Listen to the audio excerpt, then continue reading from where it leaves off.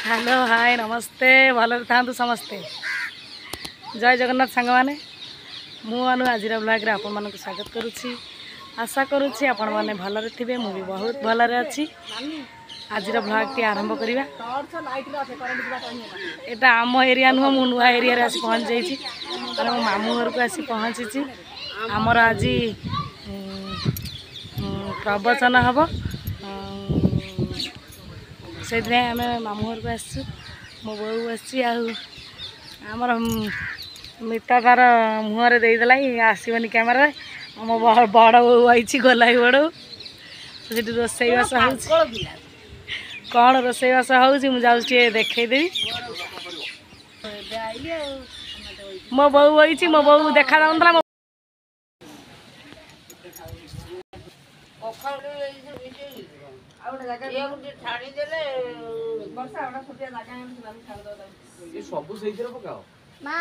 ताटी आनी दे तू आई तुम खाली खाई सोब तुम घरे चुप ना आनी दे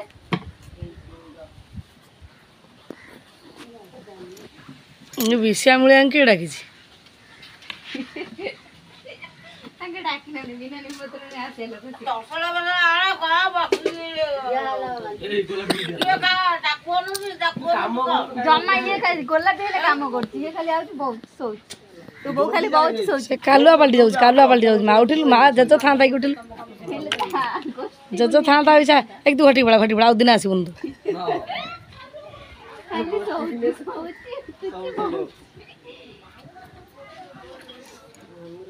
वीडियो पोस्ट करी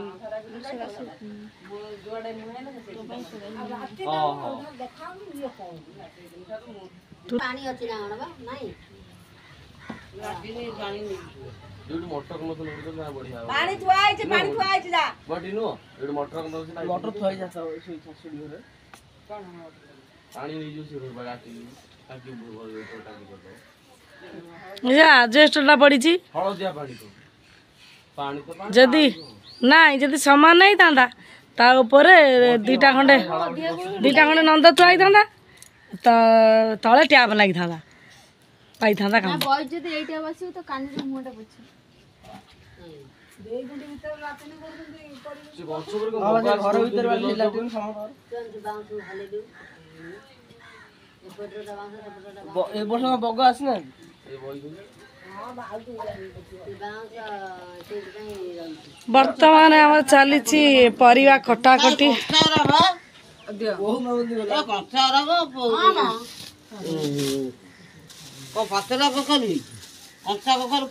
कंचा कला कखारू चुपा कंसड़ा हम तू जाननु कहीं बहु गपिलु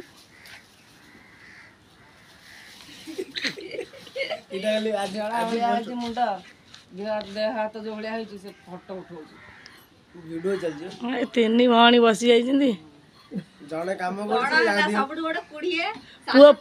पुआ बो आइतले तमे साइज हेई थांदो सबा सान पुआ बो नान तो पुआ बो कर करामती जा ये पूरा साइज हेई थांदे बाटू को आस कण जाऊ 500 बाटू को आई था जनकर पड़ी जाई पानी आ जनकर पड़ी से हाँ भाग माप अलग जानी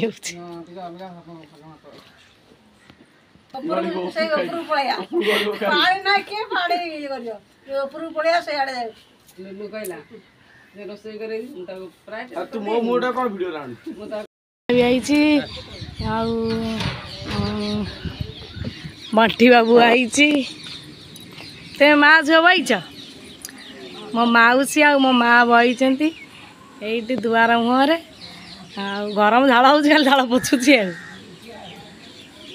ये रोसई रस सब हो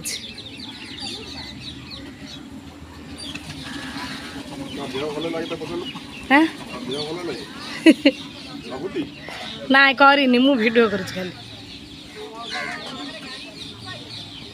भात बसला सेपटे एपटे डालमा बई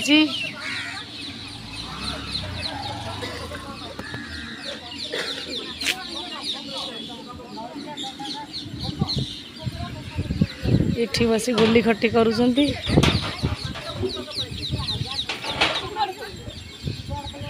देई कौन कहूँ ट्यूबवेल कथी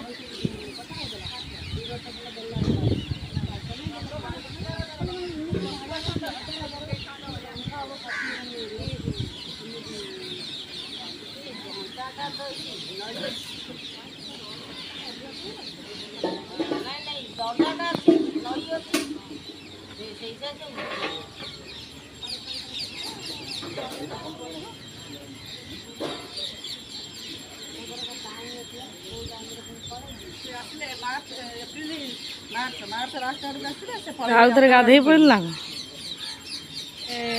ପ୍ରବଚନ କାର୍ଯ୍ୟକ୍ରମ ରହିଛି। ଭାଇଙ୍କ ଗାଡ଼ି ଏଇଠି ଥୁଆ ହେଇଛି।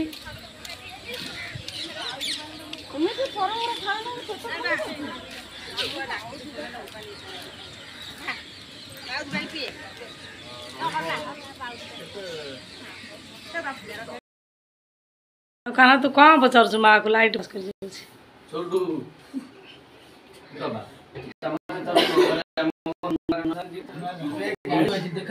गाड़ी आनी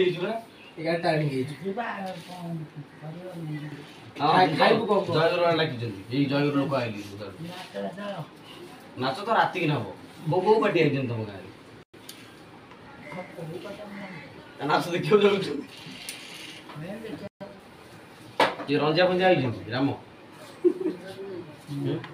आउची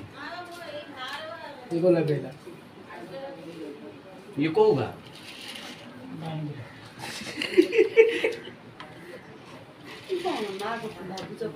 मार एत वर्ष जी मन रखुची तुम मान से मन आइले ये आइले तुम घर को पैसे अस्सी करोड़ तुम की जानते हो ना नहीं ठीक है ये की ये ठेज मदर की ये जी सब कटवर सही जे की ए मो तंग ना को मन लाभ नहीं भाई ये बेइज्जती करते हो मते मैं पचारी भी नहीं आ कौन मिलना नाम दादा मुसाटा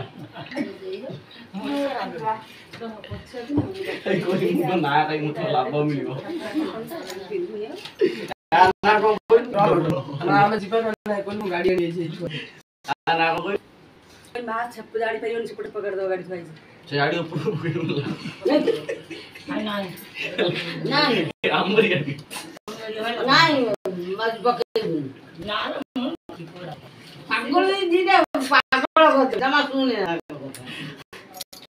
आइले पागल कर दियो आउ जाई के बोला जा लाली बड़ी आइली आइयो मने सारा जाने से ना सारा सुख शांति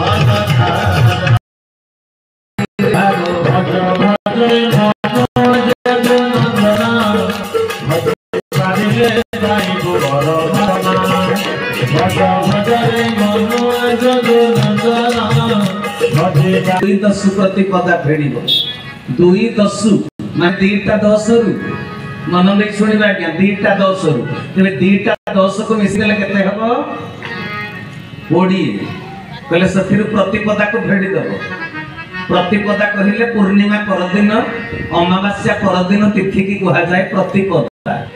तेरे 20 गोटे संख्या प्रतिपदा गोटे तिथि संख्या रु तिथिटा को फेड़िबो केमिति महापुरुष अच्युतानंदଙ୍କର ये होची अपढ़ा पाठ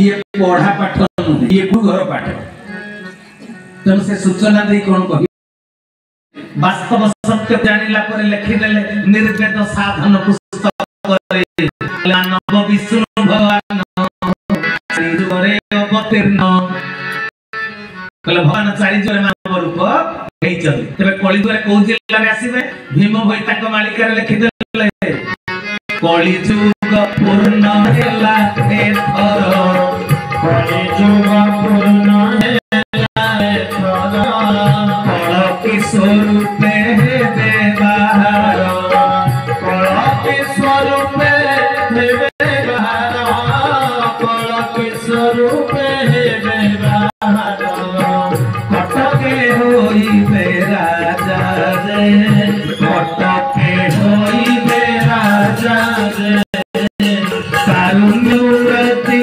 वीर चक्रवर्ती पादुका होइब पूजा रे पादुका होइब पूजा रे पादुका होइब पूजा रे पादुका होइब पूजा रे पादुका होइब पूजा रे लिखिदेले भीम भाई कहले कटक होइबे राजा कारुण्य मूर्ति वीर चक्रवर्ती पादुका होइब पूजा से प्रभुंकर कठौ पादुका पूजा कलिजुगर भक्त मानक घरे घरे होबो आउ से आसीथिबे कटक जिल्ला रे कटक होइबे राजा तबे भारत देश ओडिसा राज्य कटक जिल्ला भगवान आसीबे बोली लिखिदेले तबे कटक रे आसीबे जे को गां रे आसीबे आज्ञा एक कथा को संस्कृत भागवत द्वादश स्कंद द्वितीय अध्याय रे महापुरुष लिखिदेले भगवान कटक जिल्ला को गां रे आसीबे कले संबल ग्राम मुखस्य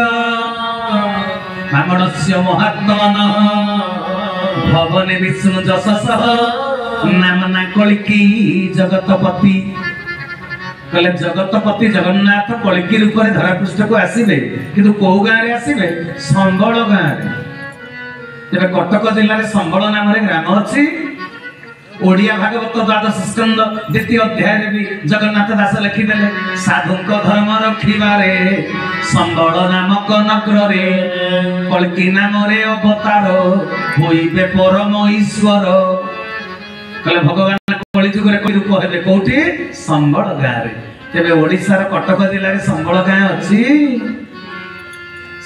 जेमिति कटक जिल्लाटा किंकट थिला सेमिति संबल नामक ग्रामर परिवर्तन मध्य तेरे से ग्राम कोठी थिबो केमिति जानिबा महापुरुष अच्युतानंद सेइतिबा टिके बुलेई बंकेई लिखिले डायरेक्ट गां नाटा लिखिले ना बुझि पल्ला ना जो कलि भविष्य मालिक एबे कोन कहली कि कहले एथि कमलपुरे कमल आसन कमलपुर कहले कि भारत कमल देश कि भारत एठी अच्युतानंद महापुरुष जो लिखिले कटक अमरावती जे स्थान करे देखिबु उदय ब्रह्म ब्रह्म उदय हेबे कोठी ना करे सब लीला गोटाक जाक हबो क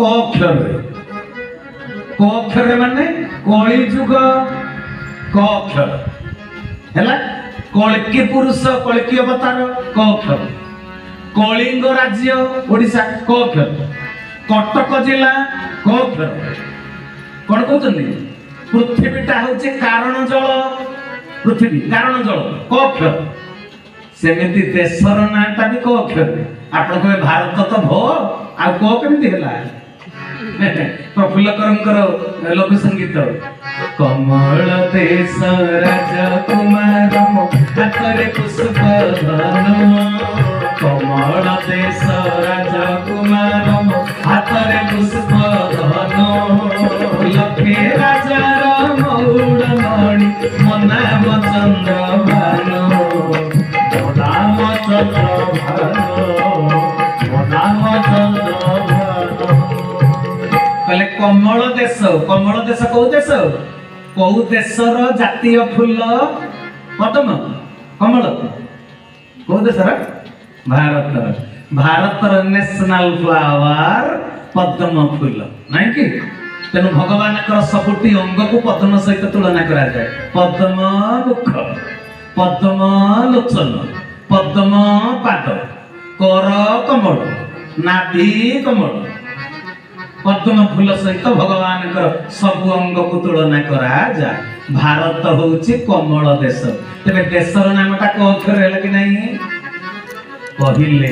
ସେଇଥିପାଇଁ କହିଲେ କହିଲେ କ ଅକ୍ଷରରେ କଳି ଯୁଗର ଲୀଳାଟି ସମ୍ପୂର୍ଣ୍ଣ ଭାବରେ ସମ୍ପାଦନ ହେବ।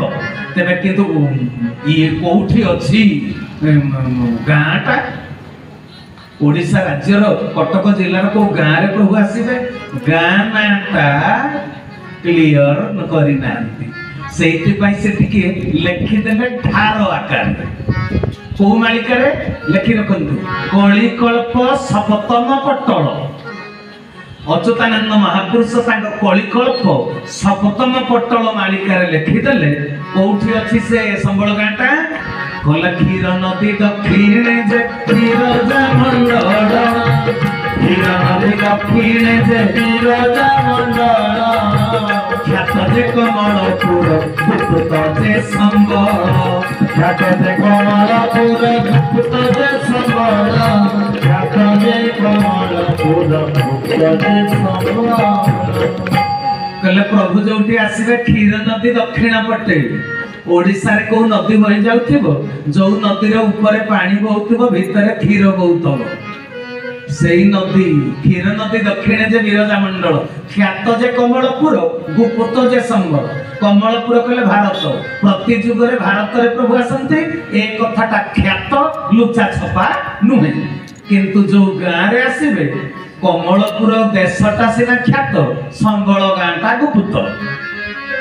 ଯୋଉ ଗାଁରେ ପ୍ରଭୁ ଆସିବେ ସେ ସମ୍ବଳ ଗ୍ରାମଟି ଗୁପ୍ତ। କିନ୍ତୁ ଜାଣିବା କେମିତି ତେବେ? କହିଲେ କ୍ଷୀର ନଦୀ ଦକ୍ଷିଣ ପଟେ। ଜାଣିବାରେ ଅସୁବିଧା ଅଛି? ଗାଁଟା କ୍ଷୀର ନଦୀ ଦକ୍ଷିଣ ପଟେ। ତେବେ କଟକ ଜିଲ୍ଲାରେ ଆମକୁ କ୍ଷୀର ନଦୀ ଖୋଜିବାକୁ ପଡିବ। ଆମ ଆଖିକି କ୍ଷୀର ଦେଖାଯିବ ନାହିଁ। ପଞ୍ଚସଖା ମହାପୁରୁଷଙ୍କ ଆଖିକୁ କ୍ଷୀର ଦେଖା ଗଲା, ଆମ ଆଖିକି କ୍ଷୀର ଦେଖାଯିବନି। ତେଣୁ ଆମେ କଣ କରିବା? ମହାପୁରୁଷ ଅଚ୍ୟୁତାନନ୍ଦ ସେଇଥିପାଇଁ କହିଲେ ସେ ନଈର ନାଁଟି କହିଦେଲେ ତମେ ଆଉ ଭଗବାନଙ୍କୁ ଖୋଜିବାରେ କୌଣସି ଅସୁବିଧା ହବ ନାହିଁ। ତେବେ ସେ କ୍ଷୀର ନଦୀର ନାମଟି କଣ? କଳି ଆଗତ ଭବିଷ୍ୟତ ମାଳିକା ଷଷ୍ଠ ଛାନ୍ଦରେ ମହାପୁରୁଷ ଅଚ୍ୟୁତାନନ୍ଦ ଲେଖିଦେଲେ ଗୁପ୍ତ କ୍ଷୀର ଧାର ଜରିଆ ନଈ ଦକ୍ଷିଣ ତଟେ ଜନମୀ ମୋହି, ଦକ୍ଷିଣ ତଟେ ଜନମୀ ମୋହି, ଦକ୍ଷିଣ ତଟେ ଜନମୀ ମୋହି। କଣ କହିଲେ? କହିଲେ ଗୁପ୍ତ କ୍ଷୀର ଧାର ଜରିଆ ନଈ। ସେ କ୍ଷୀର ଗୁପ୍ତରେ ଝରୁଛି, ସମସ୍ତଙ୍କୁ ଦେଖାଯାଉ ନାହିଁ, କିନ୍ତୁ ନଈର ନାଁଟି ହେଲା ଜରିଆ। ତେବେ କଟକ ଜିଲ୍ଲାରେ ଜରିଆ ନଦୀ ଖୋଜିବାରେ ଆଉ ଅସୁବିଧା ଅଛି? ନଈର ନାଁଟା ଅଚ୍ୟୁତାନନ୍ଦ ଲେଖିଦେଲେ। ଚକଡା ମଡାଣ ତୋରଣ ମଲ୍ଲି ମାଳିକାର ଚତୁର୍ଥ ମଲ୍ଲିରେ ବି ଲେଖିଦେଲେ। କହିଲେ ଜରିଆ ବୋଲିଣ ନଦୀ କୂଳେଣ, ଗୋପତ ଖେଳ କରେ ନାରାୟଣ। କହିଲେ କଳି ଯୁଗରେ ଜରିଆ ନଦୀ କୂଳରେ ପ୍ରଭୁ ଗୁପ୍ତରେ ଲୀଳା କରିବେ। ଇଏ ଅଚ୍ୟୁତାନନ୍ଦ ଗୋଟେ ନଦୀ ଲେଖିଲେ, ଅରକ୍ଷିତ ଦାସ ତିନିଟା ନଦୀ ଲେଖିଦେଲେ। କହିଲେ କଟକ ଜିଲ୍ଲାର ଯୋଉ ଗାଁରେ ପ୍ରଭୁ ଆସିବେ ତାର ଉତ୍ତର ଦିଗରେ ତିନିଟା ନଦୀ ବହି ଯାଉଥିବ। ମହାଗୁପ୍ତ ପଦ୍ମ କଳ୍ପରେ ଅରକ୍ଷିତ ଦାସ ଲେଖିଦେଲେ। କଣ ଲେଖିଛନ୍ତି? କହିଲେ ଜରିଆ ନାମକ ସରସ୍ୱତୀ ନଦୀ, କହିଲେ ତ ଆଗେ ରାମଲୟ କର ଭେଦି। ମହିଝରା ନାମ ଥିବ ଯମୁନା ଯେ ନଦୀ, କହିଲେ ତ ଆଗେ ରାମ ଶୁଣ ମନ ଭେଦି। ସୁକର୍ଣ୍ଣା ଯେ ଗଙ୍ଗା ଏହା ମନେ ରଖ ରାମ, ଏ ବଣ ତ୍ରିବେଣୀ ମୂଳେ ବଗାର ଯେ ଗ୍ରାମ। ହରି ହରି ବୋଲା। କହିଲେ ତିନିଟା ନଦୀ ବହି ଯାଉଥିବ, ମହିଝରା, ସୁକର୍ଣ୍ଣା, ଜରିଆ।